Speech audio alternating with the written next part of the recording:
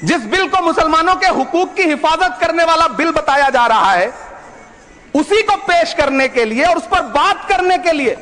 लोकसभा में भाजपा सरकार के पास एक भी मुस्लिम सांसद नहीं है। जिस वक्त मैं लोकसभा कह रहा हूं, सुना करिए, जिस वक्फ बिल को मुस्लिम महिलाओं को हक दिलाने वाला बताया जा रहा है, उसे संसद में पेश करने वाली पार्टी के पास न तो राज्यसभा में, न लोकसभा में, न देश की किसी विधानसभा में एक भी मुस्लिम महिला सदस्य नहीं।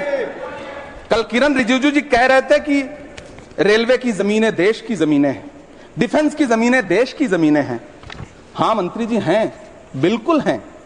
ये जो वक्फ की जमीनें हैं, ये हमारे पुरखों ने धार्मिक कामों के लिए डोनेट किया है, तो हम भी तो इसी देश के नागरिक हैं, हम भी तो इसी देश के बेटे हैं, तो वक्फ की जमीनें भी तो इसी देश की जमीनें हैं, उनको पराया क्यों बोलते हैं आप?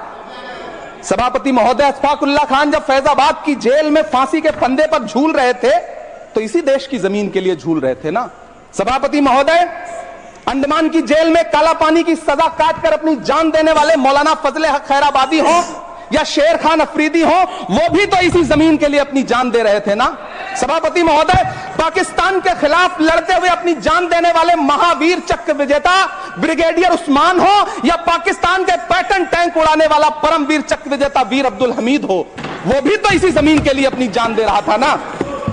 और मंत्री जी, मैं इस सदन में अलल ऐलान ये कहता हूं कि जब भी इस देश की जमीन को लहू की जरूरत होगी, आपसे 2 कदम आगे इमरान खड़ा मिलेगा, ये मैं आपसे यकीन